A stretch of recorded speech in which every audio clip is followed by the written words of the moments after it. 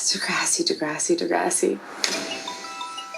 You say the word Degrassi, and I think... So many words. Groundbreaking. Drama. Oh my gosh. Scandal. Relatable. Stress. Exciting. Is it bad that I say Drake? It was amazing. Degrassi? Degrassi. Canada. My second high school. My whole childhood, really. We really grew up on the show together. Transformative. Can't even describe how amazing that was. Life-changing. It's way more than that. It's real, man. It's real.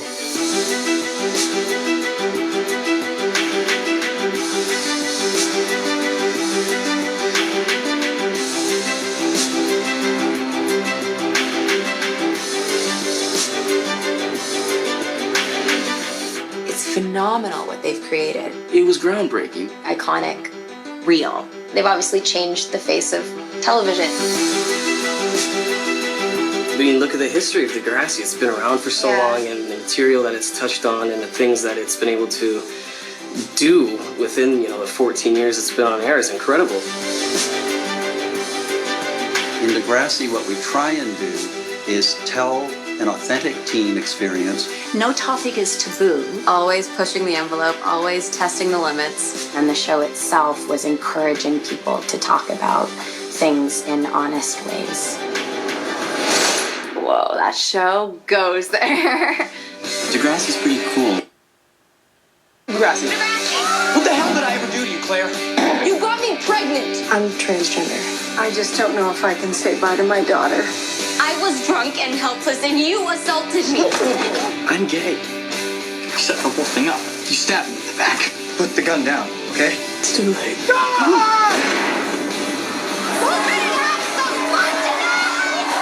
Welcome to Degrassi.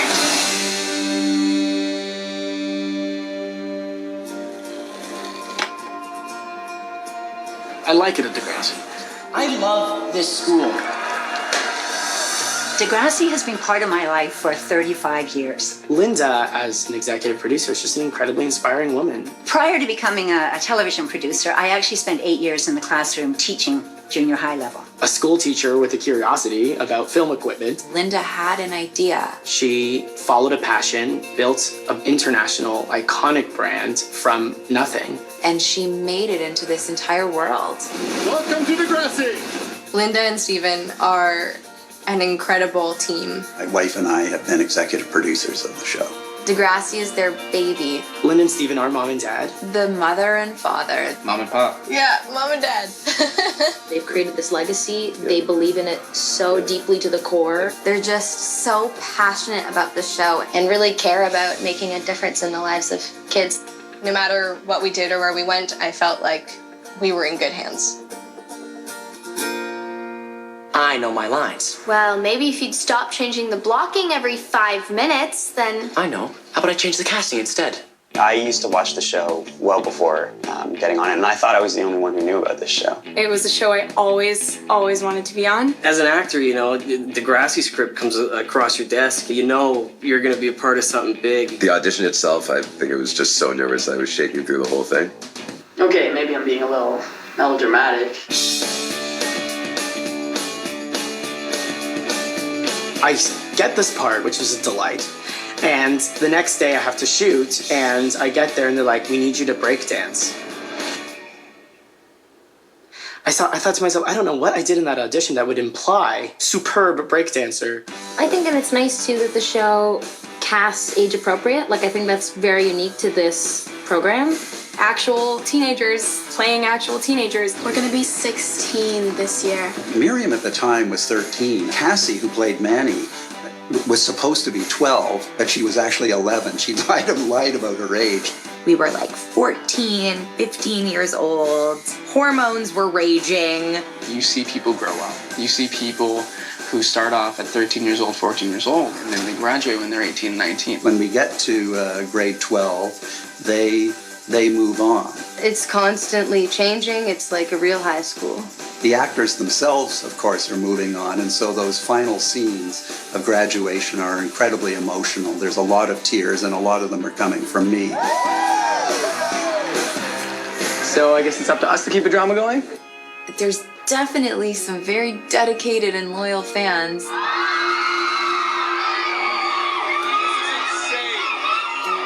I got so many lovely messages, and I still get them to this day. We showed up in person at a mall in America, and it was thousands of people there with signs and t-shirts and crying. This one girl, she comes up to me and she was like, "Can I jump you?" And I was like, security? This little girl came up and she was shaking. I'd never seen someone so excited. She had her little chihuahua. She wanted me to sign the chihuahua. You can walk in a mall like years later and have people kind of come up and grab you and hug you, and you kind of just know why. Our storyline spoke to them, and I think that it's very rare that television packs a punch like that. I think that when fans watch an episode, they're feeling like, I got really close to making that mistake, or they see something in themselves and they find themselves going, that's why I'm hurting so badly. Every season we have fans write to us and just tell us how like one story has impacted their lives. Wow.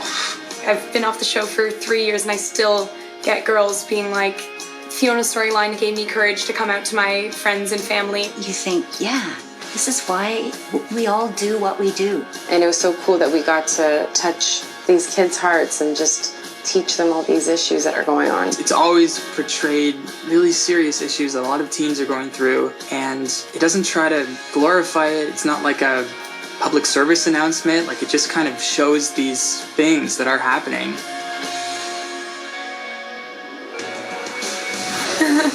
The most itchiest, Horribly embarrassing, uncomfortable moment of my life. You're on a compound together all the time, like a camp. Yeah. We were like at camp, an We were all at boys camp. camp. Marco loved that.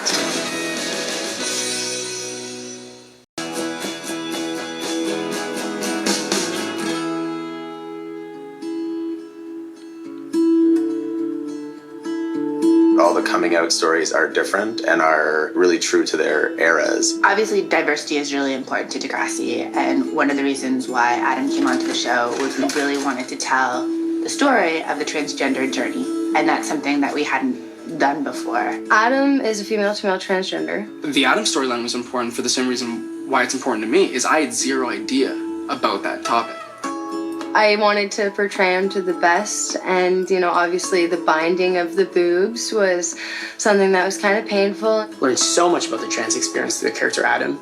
So many different aspects, the different pressures, and how that's unique to the trans experience. That's a pretty demanding role. She had to cut her hair short for a long period of time. My favorite memory of Claire is when she so wholeheartedly accepted Adam, because Claire could have gone either way.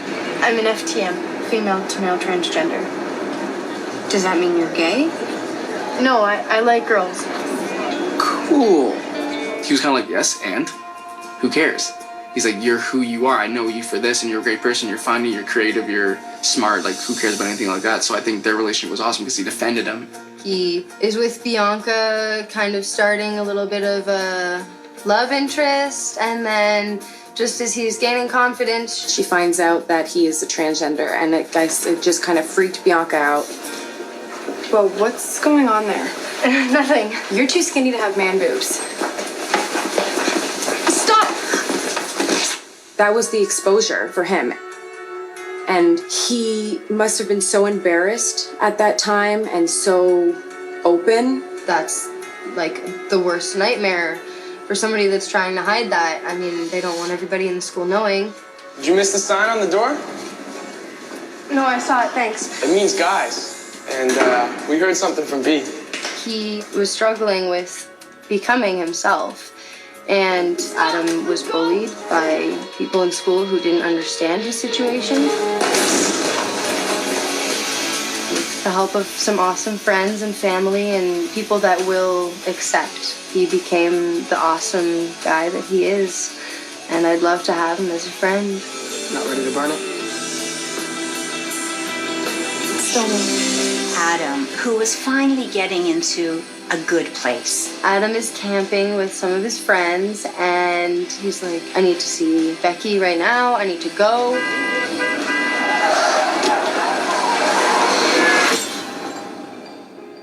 We were sitting in the read-through, and right at the moment when you find out that Adam gets into the car crash, I think everyone's mouths just dropped. Just kind of looked over at Jordy, and I just couldn't get one word out, and I just said, no. was one of the most saddest moments I've ever had in film. Adam was a fully realized person and lived his true self with confidence, and I think that everyone in high school wishes they could do that. It was amazing to see how many people were able to better describe what they were going through by showing what Adam has gone through on Degrassi. It's not an automatic assumption that I know exactly what it feels like to grow up a trans teen in high school. I don't know that. I know exactly what it feels like to grow up a gay boy in high school. When we hired Adamo as an actor, we knew he might be playing a gay character, but we didn't know where that character would go. While Marco premiered in season 2, he initially liked Ellie, who was a very close friend of his. What do you do in high school when you're close with somebody of the opposite sex? You date them. Marco and Ellie's relationship was always lovely. He definitely liked her. Ellie was attracted to Marco and wanted to kiss him, and then she asked, "Do you think I'm hot?" That was the beginning. I think a lot of young gay boys, at least from my experience, always turn to their closest girlfriend to come out to, even when they are their girlfriend. So much had happened in that episode. It was, even for someone as dull as Spinner, he was putting it together piece by piece. Spinner's trying to set Marco up with Hazel. And sorry, what was your line? Why did you have to get out of that? Because I had to help my mom make marinara sauce, and I always help her. What's going on? What do you understand? What, that you're a psycho? You just walked out on a date with one of Degrassi's coolest girls for your mom's pasta sauce? It doesn't make sense. Yes, it does. Oh, yeah? Then stop crying and explain it to me, because obviously I'm a moron and don't get it. Because, man. Because what? Because I'm gay. I'd never seen, a teenager coming out on television before.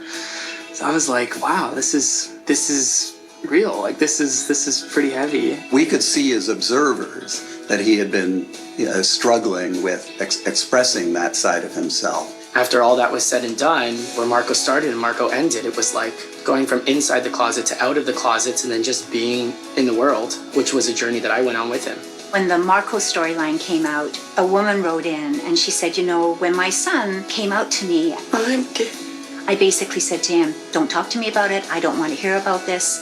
And then she saw the Marco storyline. These people will hate you. Nobody hates me. And she reconnected after 7 years with her son and said, I'm sorry. I came out to my mom last night. The story of Marco coming out was very dear to my heart. I had a very dear friend. He was a school teacher during the week, and on the weekends, he was a gay man in the bars. And he did not know how to bring the two sides of his life together. I know that Degrassi wanted to tell that story because gay people exist. And gay people exist in high school. And gay people in high school needed help because nobody was talking about it. The fact that Adamo's life and Marco's life so closely tracked each other was amazing. The lines are blurred. I keep blurring them. Marco and myself did things so close together. Sometimes he was a step ahead of me and sometimes I was a step ahead of him. A lot of people, say, who was your gay icon growing up? And I have no intention for it to sound self-indulgent, but it really was Marco because I just didn't know any gay people. For me on a personal level, there was this moment. I just had caught eye contact with this boy and he had mouthed to me like, thank you. And I just, in that moment, knew like, okay, this kid is gay. Like, I'm gay. Oh, this is not like just a TV show. This is like an educational platform. Okay, we have about 5 seconds left, so just come out quickly. I'm gay. I'm gay.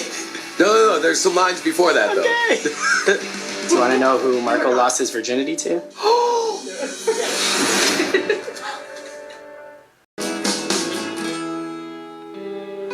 You're bipolar. You've got a chemical imbalance in your brain. You make it sound so easy. Every day is gonna be a struggle. Why? I'm not some loser who tries to hurt himself. It was an accident. I think when it comes to mental illness, it's really hard for people to talk about it. There was still a bit of a stigma about mental health. It was a little bit of a taboo subject. Telling the Ellie Cutting story, it was very important to tell. We really wanted to explore what is it that would make somebody so self-loathing that they would want to self-mutilate in that way. I just didn't even know cutting was a thing. I'd never heard of it at the time, but it was happening. I've since known people that have done that. Ellie's cutting and drinking problem, The link between all of those things was that her instinct was to suffer in silence. She didn't see herself as beautiful. She felt she deserved to be in pain.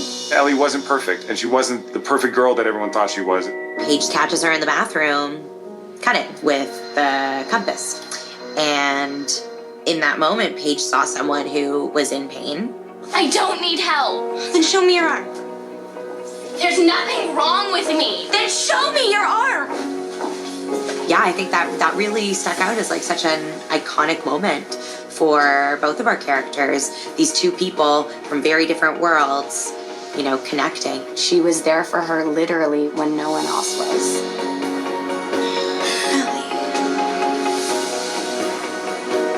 It was just a lovely storyline because Paige and Ellie were such enemies. To see Ellie show that vulnerability meant she really needed help.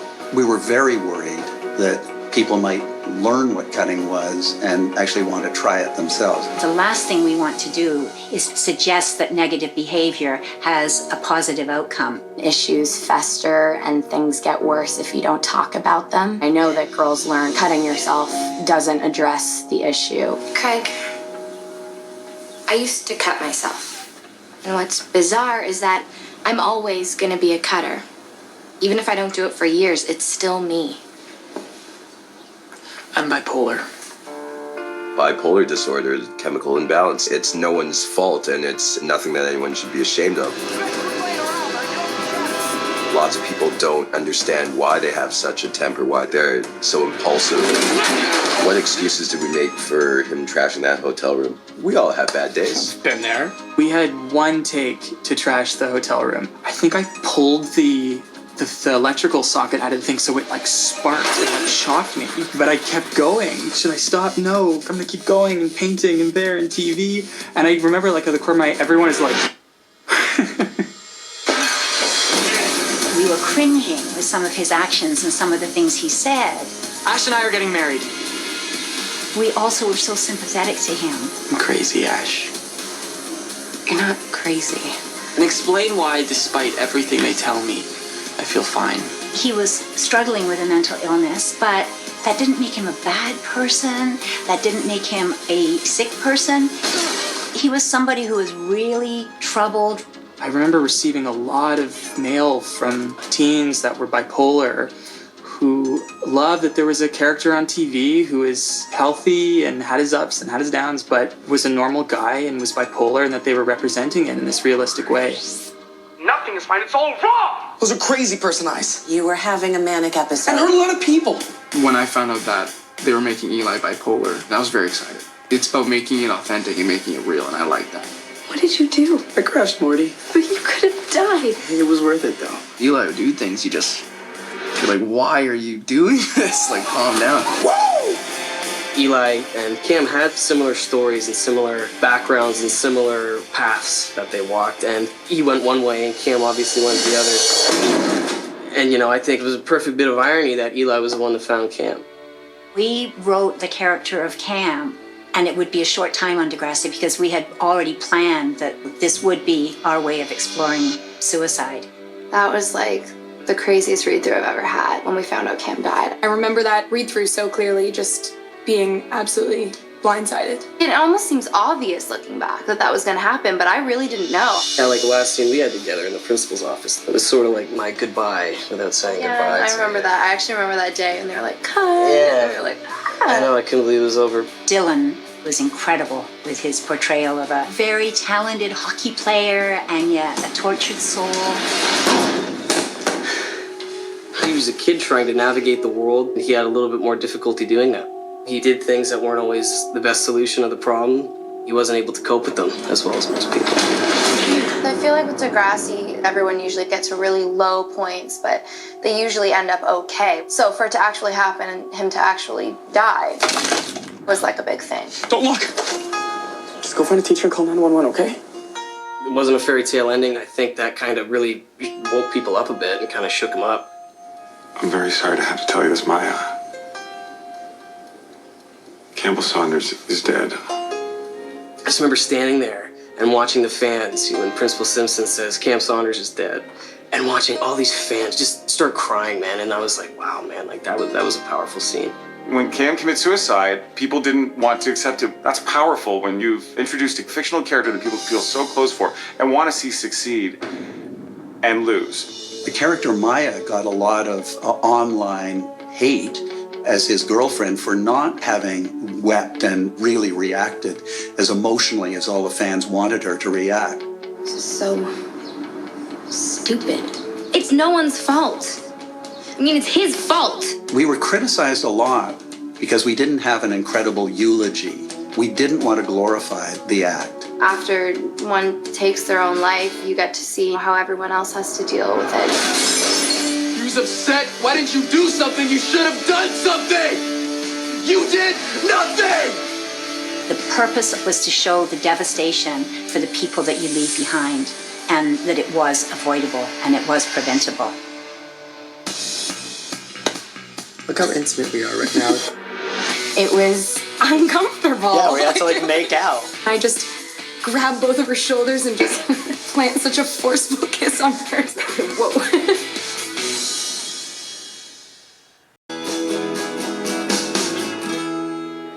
My favorite relationship was Oh, Emma and Sean. Drew and Bianca. Paige and Spinner. Jane. This guy right here. Eli and Claire. Eli and Claire. Oh, Eli and Claire. I'll always be here for you no matter what. I love those two. I think the thing that surprised me most about Eclair was how well it worked. It's one of those things that just caught fire in a way we didn't expect. How do you begin the greatest love story that Degrassi has ever seen? We had planned for the arc for Eli and Claire early on in season 10. The Eli character is introduced with just the line, "You have pretty eyes." That scene was something. It's funny that it had so much weight to it. It turned out so great, but I remember on the day it was just a whole mess of throwing the glasses in the right spot and then looking at hearse. The hearse Would ever never stop. start. It was so sunny. Yeah. I had to squint my eyes and I was like, this line doesn't even make sense because you can't see my eyes because I can't see anything. You have pretty eyes. Thanks. These guys are the classic. They're on and off, everything is up and down, and with these two characters, they went through so much. Eli, I'm pregnant.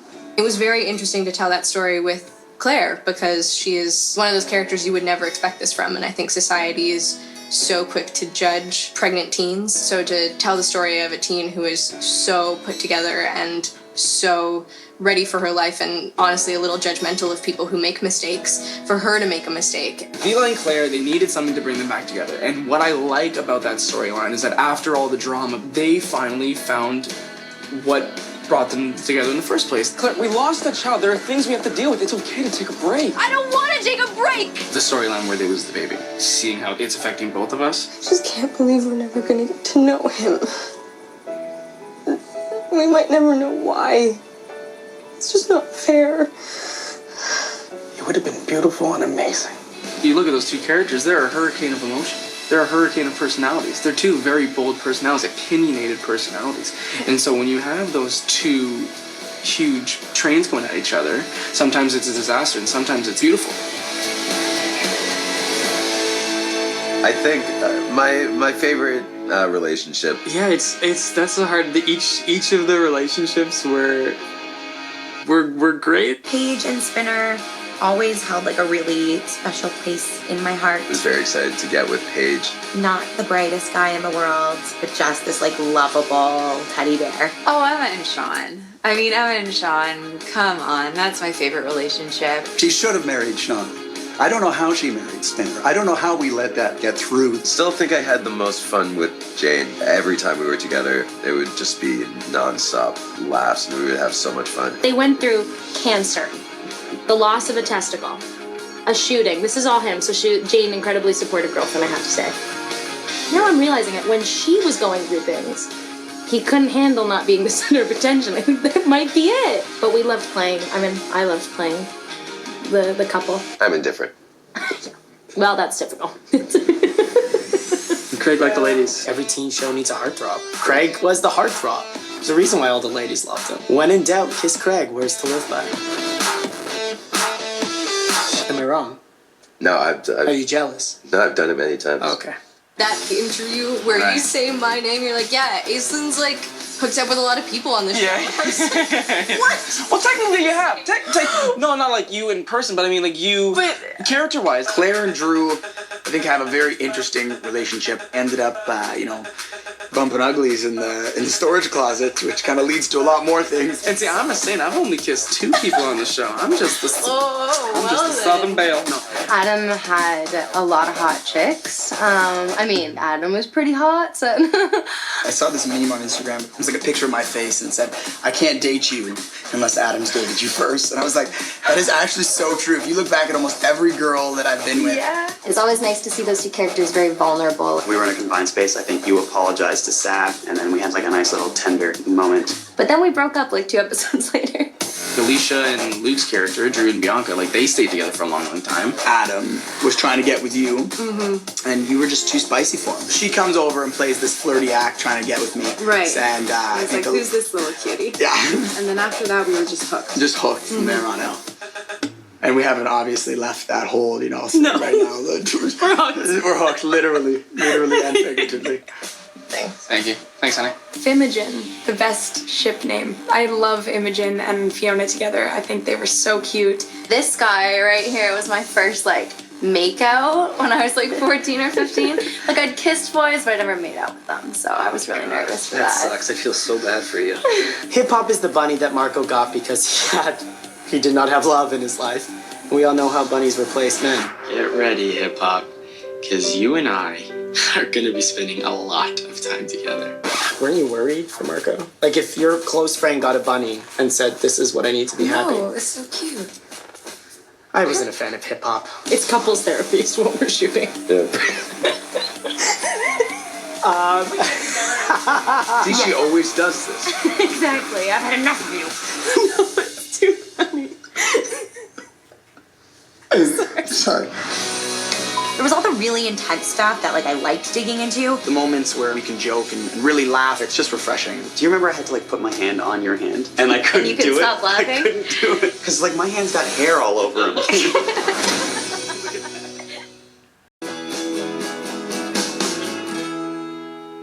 On the charge of sexual assault, the jury finds the defendants guilty. How could you do that to me? I was just a little girl. I said no over and over. You said no? Season 2 rolled around and Paige was the victim of date rape. The rape storyline was Degrassi's first coming-of-age moment. It was the first really, really dark topic that we dealt with. I think it's one of the most talked about moments because Paige was so young. So I think that was kind of shocking to see. Paige was on the cheerleading squad, then you could see that she was really attracted to this boy, Dean, captain of the football team. Paige then gets invited to a party. I think my friend's room should be quiet. Paige made some bad choices that ended up in a situation where she wasn't in control anymore. However, when she got to the point and said no, it should have been no. It doesn't matter how much she had led him on or was, playing or flirting beforehand. That just cannot happen, and no means no. Paige was sort of the queen bee of Degrassi. She definitely ran the school, at least in her own mind, and was never going to fully be that person again. From that point on, it really affected all of her relationships. You lied to me. Don't touch me. Don't ever touch me. Why not? Everybody else does. It makes me sad to say how many girls have come up to me to share the storyline, really help them through their own situation. You raped me. Yeah. Even though Paige maybe didn't handle it in like the most mature way by stealing her boyfriend's car and crashing it into her rapist's car. It was really friggin' empowering. All of our characters, whether you love them or hate them, they're all flawed in some way and they're all beautiful in some way. Zoe was one of those characters. Zoe, although yes, she's a mean girl and she goes to extremes, I think at the heart of it, she just wants to be loved. Look at little boy Blue all alone in the corner. Zoe is sexually assaulted at a party where she gets drunk and 2 culprits that we're not sure who they are at first film her on their phone as they take advantage of her. That story was particularly necessary to be told because of the role of technology and social media. Who would do this to me? I thought Anna did just a remarkable job in her acting in that very, very difficult for a young actress to portray someone who is sexually assaulted. I blacked out. I remember being alone with two guys, but I have no idea who they were. These two guys, in their minds, didn't think they did anything wrong. And that's the scariest thing. Too many young boys don't know what appropriate behavior is because they see other people doing it, and they actually are surprised at the idea that it's rape or assault. I was drunk and helpless, and you assaulted me. Well, it's not like you have any proof. I don't need proof to do this. The most challenging day for me on set was filming the dream sequence where Zoe relives her assault. That entire day was just such a mess. Like, you talk about it, I'm like super emotional. It was just so sad. Zoe was kind of indicted as a villain, and we'd seen some of her past behavior. And we really wanted to talk about how that's irrelevant in that situation. Nobody deserves that kind of treatment. Another part of the story, Becky, whose brother is the one who assaulted Zoe, she has to go through a very complicated journey realizing that her brother has done this terrible thing and that he should pay for it. I think that's an incredibly emotional journey to go through that with Becky. Hey! Stop! You don't need to do this! There's nothing else I can do! There is! I prove it was him. A lot of people tagged me on Twitter saying that my storyline really, really helped them. This girl grabbed my arm and she just said, "Thank you so much." The intensity of that connection was really emotional and really overwhelming. I think that storyline is important to tell, especially on TV to kids that age, because it happens a lot and people don't talk about it. Any story which involves assault is important to tell on Degrassi. We showed it, and we've shown it before, and we keep showing it because it sadly keeps happening. I'd personally say the most talked about moment has to be the shooting. Probably, yeah, like universally speaking, to like look at the whole series, it was probably the school shooting. That is the iconic episode of all Degrassi. Is that real? That was huge. I think no show ever did that. You made me do this. Even just the feeling of being on set that day, shooting that episode was different.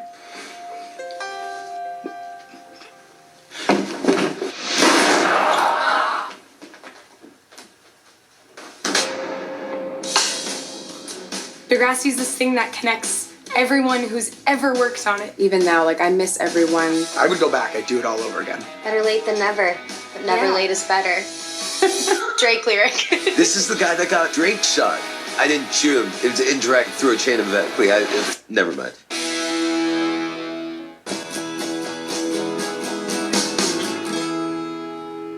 The most talked about moment is Jimmy getting shot. That was colossal. We had been deeply moved by the Columbine shooting and unfortunately other ones after that. And we actually got in touch with Barbara Colaroso, who wrote the book, The Bully, the Bullied, and the Bystander. The most important to Barbara was the bystanders. They're the ones who enable the environment where this kind of activity can go on. And she actually flew up and spent time with us. We had conversations with her and we ran scripts past her. When we found out that there was the shooting, obviously everyone was just curious about who, why, what, where. I remember people coming out from the read-through and Aubrey saying to me, "I got shot." The way we approach all of our subject matter, and the school shooting was very much like this, is it has to feel like the story is growing organically and authentically out of the lives of our characters. What was different about the school shooting is that it was this, probably the most intense episode to date, but we were all in it together. We were all involved in this one issue. And everyone sort of had their little moment in that story. Everyone was either sort of a victim or an antagonist, and you could see how everyone wants to get it right. Rick was just a very unfortunate case in Degrassi. Rick was in a relationship with Terry. He was in an abusive relationship. He had an accidental outburst. Terry got hurt. He was then shunned by everybody at the school. What are you doing here? Terry's in the hospital, and you're just sitting in here? He was the guy that didn't fit in.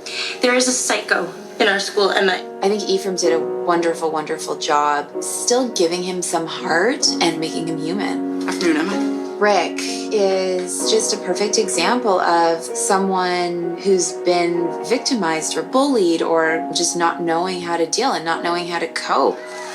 The paint and feathers was just what set him over the top. It was the straw that broke the camel's back. The atmosphere when we shot those scenes was absolutely terrifying. It really was. it was weird to shoot that scene. Rick coming up to Paige in the cafeteria. I thought the whole paint and feathers job was sickening. I think it really just showed how the writers did such a good job of weaving everyone into that. I can't even imagine actually having to have dealt with this in real life. The reason that Rick then decided to go after Jimmy was because of the scene in the bathroom. We made it seem like it was Jimmy that planned this whole thing. Jimmy set the whole thing up perfectly. Spinner had been living with this guilt of indirectly being responsible for his best friend being the target of the shooting until eventually he confessed and Spinner lost all his friends. But, I mean, obviously, we were still great friends on set. They didn't hold it against me, what my character had done. It's easy to say that the shooter is evil and everybody else is good. But that's not real life. It really is shades. I was working in the editing room on the scenes where Jimmy actually got shot, and I found them very difficult to work on. I remember that scene just like I will forever. After he shot Jimmy, he ran into Sean and Emma in the hall. He's got a gun, okay, let's go. Don't turn away from me! Just a gun facing these characters' faces, who you always see as your friends at the same time, was something that still gives me a little bit of a shiver, and I can only imagine what the actors felt on set that day. It felt like the stakes were higher. It just seemed like everyone understood how serious what we were tackling was. I remember in that moment thinking, God forbid I should ever really know what this feels like. But at the same time, wow, I'm actually getting to experience one of the most petrifying moments a human could ever face. It's too late. No. It was genuine, the fear. Stop! That was the day that Degrassi grew up. I feel like the shooting episode was showing the fans that we weren't pulling any punches. We were going to explore the scary topics that teenagers were nervous about. And hopefully by seeing a story that's so well crafted like that, it does give people sober second thought if they feel that, you know, they know somebody who might be going down that road, or even they themselves might be feeling that way. The interesting thing about these big issues with characters like Cam or JT, Jimmy, you have to love them to actually feel the impact of their loss or injury or what it might be. It can't just be a small supporting character. You have to let a main character that you've grown to love be affected. And that's the only way that weight of violence is gonna really make an impact. And that's what I felt. It's like Jimmy can't get shot, and he was. There is something about that teenage experience where things seem to happen in really sharp, vivid colors. Degrassi's just like constantly been at the forefront of every new issue that faces teens today. A lot of the stuff that happens on the show are things that teenagers don't always feel they have a platform to talk about. Is this relevant? You know, do you have friends who have gone through similar situations? The big mandate of Degrassi is to reassure young people that they are not alone. That someone is listening and that they are empowered. We love the show, we love storytelling, but we really do hope that we're making a difference in the lives of these young people. This show was so life-changing for me because of the family that I got from it. You're sharing your life together. And for a lot of these guys, you're growing up together. I talk about it all the time. It was one of the best experiences of my life. It was like, oh, so cool. Yeah. They say you've got to be dark just to get through the night.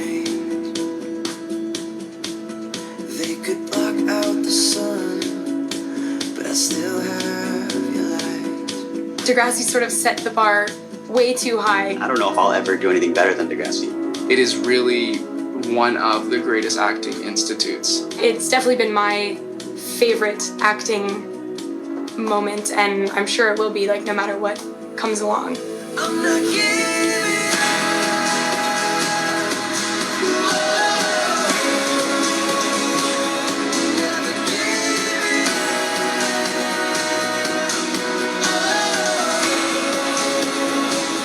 It was just so amazing.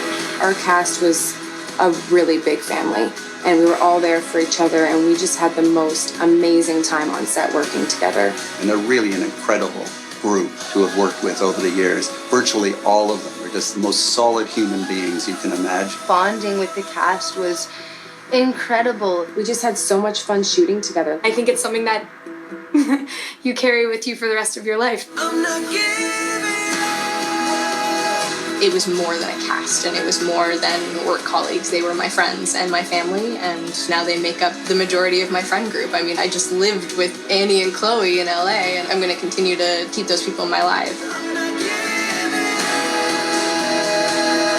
You leave with a connection. It's a shared experience that only a few lucky people get to have. There's a weird bonding element to being on Degrassi that no matter how long it's been, they're always going to feel like family, and that's an amazing thing. I felt like I finally found my people.